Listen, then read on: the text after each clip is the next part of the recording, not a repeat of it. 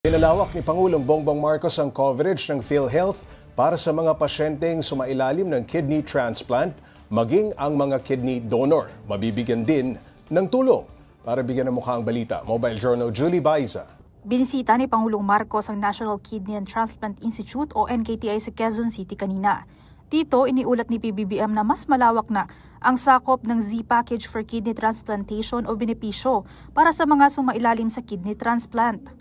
Sakop din sa package ang immunosuppressive medication, drug prophylaxis, antibiotics at iba pang gamot na kakailanganin ng sumailalim sa transplant.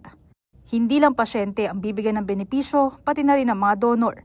Bibigyan sila ng tig 1,900 kada 6 na buwan para sa laboratory at monitoring. Git ng Pangulo, sumailalim din kasi ang mga donor sa operasyon. Binigyan din ni PBBM na kailangan tutukan ng CKD o chronic kidney disease, lalo't isa na ito sa mga pangunahing sakit sa bansa.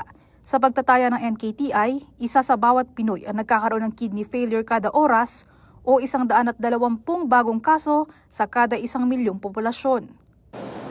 Ngayon, ang paasan ng gagaling bakit tumataas ang ating problema sa kidney, chronic kidney disease. Ito ang pinagagalingan nito ay diabetes dahil nangyari sa katagalan ng panahon ay ang Pilipino naging masyadong kasi sweet tayo, masyado naman tayo mahilig sa matamis. Kaya kailangan din natin gumawa ng programa, turuan ng ating mga kabataan, huwag lang matatamis ang kinakain. Kaya may ikinakasana raw na long-term program ang pamahalaan, pero kailangan din daw dito ng tulong ng mga magulang. Sa panig naman ng PhilHealth, tiniyak nila na mayroong sapat na pondo para sa lahat ng benefit package ng ahensya. Dahil meron pa po kaming mga inalalabas pong mga benepisyo, ito po ay hintayin natin sa mga susunod pong mga araw at mga linggo.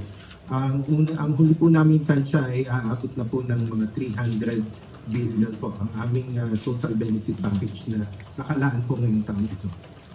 Sa gitna naman ang utos ng Pangulo na maghain ng courtesy resignation ang mga miyembro ng kanyang gabinete at ang pinuno ng mga departamento, nagdesisyon siyang panatilihin sa pwesto si PhilHealth President and CEO Dr. Edwin Mercado. Mobile Journal Julie Baiza po, hatid ang mukha ng balita.